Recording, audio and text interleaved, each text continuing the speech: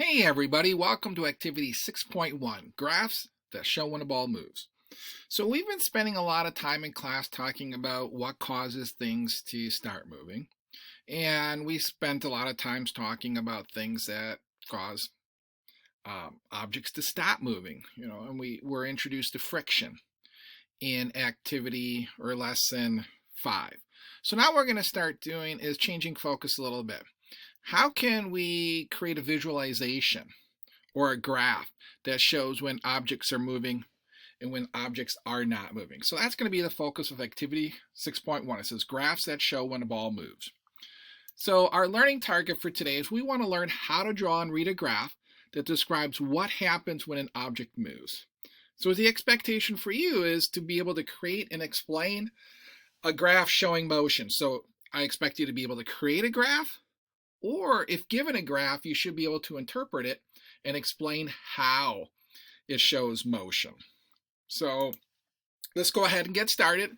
You can open up your book to activity 6.1. So it says your teacher will demonstrate Newton's cradle to the class. Make a simple drawing that shows when ball A, the ball that the teacher lifted and then dropped, is moving and when it's not moving. It is not important to describe how much the ball is moving, just if it is moving or not. So what I'm going to do is I'm going to pull up a Newton's cradle. So give me a second to do that. So here we go. Here's a Newton's cradle. So you've seen this one before. This is the same animation that I had for you in class for lesson 1. So what is said in the directions was that your teacher is going to demonstrate it. What I'm going to do is I'm going to lift ball A. And so think of this as ball A, ball C. I'm sorry, I don't know my alphabet. Ball A, B, C, D, and E. So what I'm going to do is I'm going to lift ball A and I'm going to release it. What you're going to do for the very first, for A, it says that I want you, it says make a simple drawing. So I want you to make a simple drawing that shows when ball A is moving and when it's not moving. And it's not important to describe how much the ball is moving, just if it's moving or it's not moving. So here I go. I'm going to lift ball A.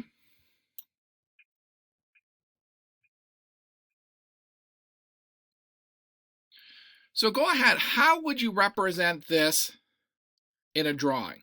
How could you show what's happening? Now there is friction here, so it's getting less, so I can restart it.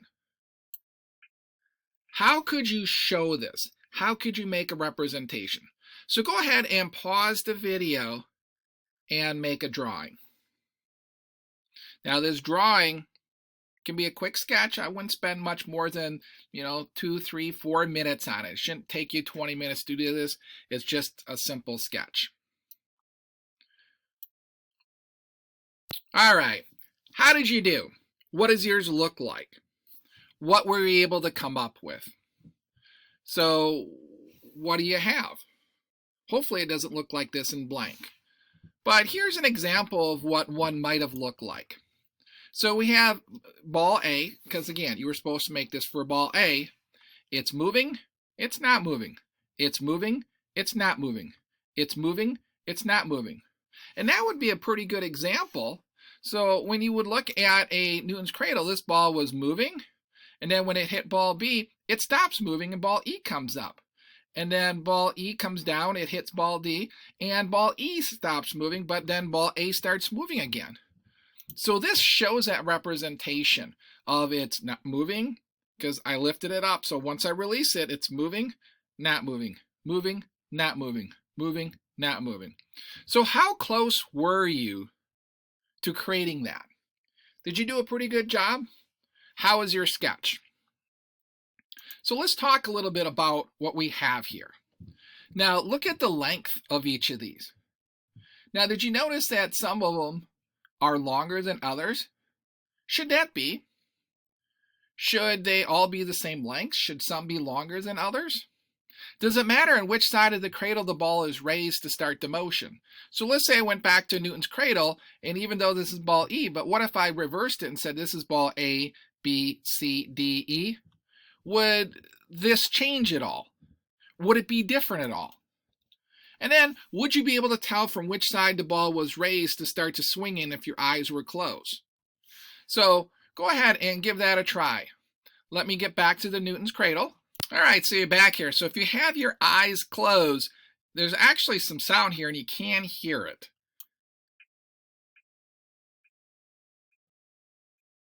Now, if I did that and your eyes are still closed, could you tell which side I started from? No, you really can't tell which side I start from, whether I pick up the red ball or the purple ball. So let me go back to our... All right, so now we're back on this. So again, if your eyes were closed, you really could not tell. So let's move on to B. Well, here, let's talk about this first. Now, does time matter? So we talked about how it's moving, not moving, moving. Should those lines be all different lengths, or this one's shorter, this one's longer? Does it really matter? Could we add the actual time into the graph? What if I said this was 0 and this was 0.5, 1.5? Would that make sense? Yeah, I might ask, okay, why is this line so much shorter than this one? But think about it. If I pick up A only has to go down to hit B. But on the other side, E's got to go all the way up and all the way back down, which means ball A is going to be able to sit longer the second time around. Now, one of the things I will let you in on this right here. A lot of times in physics, we have to assume things, or we have to create scenarios. And in this scenario, there is no friction acting on the Newton's cradle. So the Newton's cradle theoretically would go on forever under this scenario. And a lot of times in physics, we have to be able to do that just to see how things work. So we're going to eventually add time as well. So let's put it all together. If we started to add time, and we have a motion axis, so here we have moving, not moving. Here we have the time in seconds. That's what the S stands for. Now, would it make sense that this is only half a second? Again, we have to assume that when we dropped this, it took a half a second. So was it a little bit more? Maybe. Was it a little bit less? Maybe. But again, we're going to assume, because with the simulation, we're going to assume that this took a half a second. So when ball A was released, it took a half a second to hit ball B. Now ball E has to go all the way up and all the way down. So if it took a half a second for ball E to go up, half a second to come back down, now all of a sudden ball A moves again. And it takes a half a second to go up, half a second to come down. So does that make sense? So let's put all this together now. Let's look at B.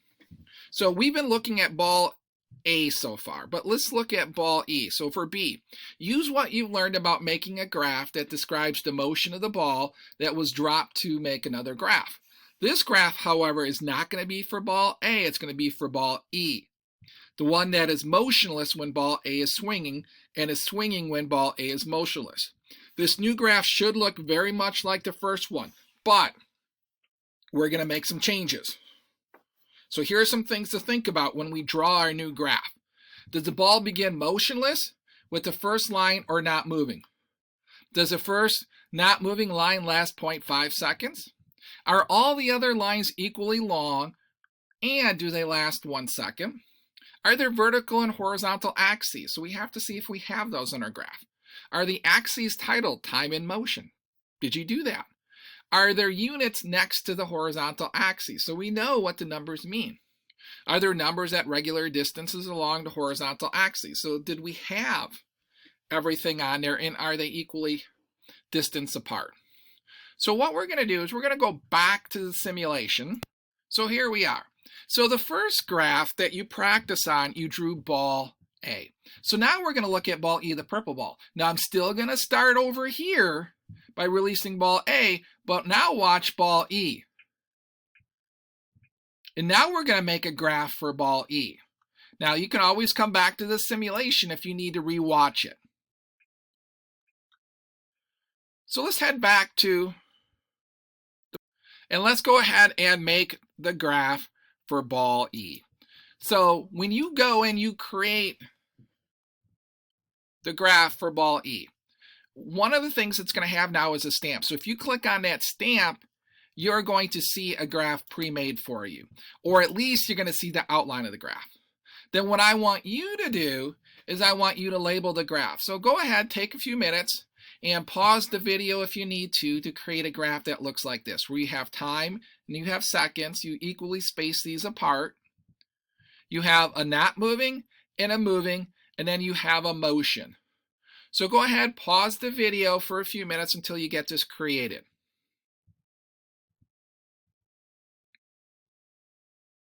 All right, so now that you have it created, what I'd like you to do is draw in here, what do you think this graph would look like? So again, this graph was for ball A. How would it change? How would it look different if you were drawing it for ball E? So go ahead, take a few minutes, pause the video if you need to, and draw in what you think ball E, the graph for ball E, would look like.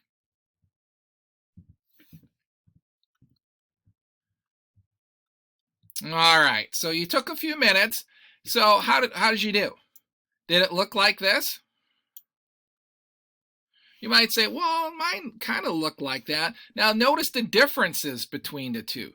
Notice now down here we have not moving first. And think about it. When you lift ball A and you release it in the air, before it was moving first.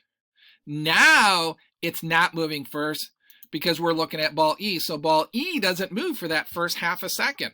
Then ball E moves, doesn't move, doesn't move, moves, doesn't move. So your new graph would look like that. And here are the two side by side. So you can definitely see the difference. Now here's a question for you. If I gave you one of these, ball A and ball E, would you be able to tell me what the differences are? Would you be able to explain why in this one ball E is not moving and here ball A is moving? So those are the types of things I want you to be able to do, is look at a simple graph, be able to interpret what's going on, and be able to explain it to someone else. As always, if you have any questions about 6.1, make sure you ask your teacher. Thanks.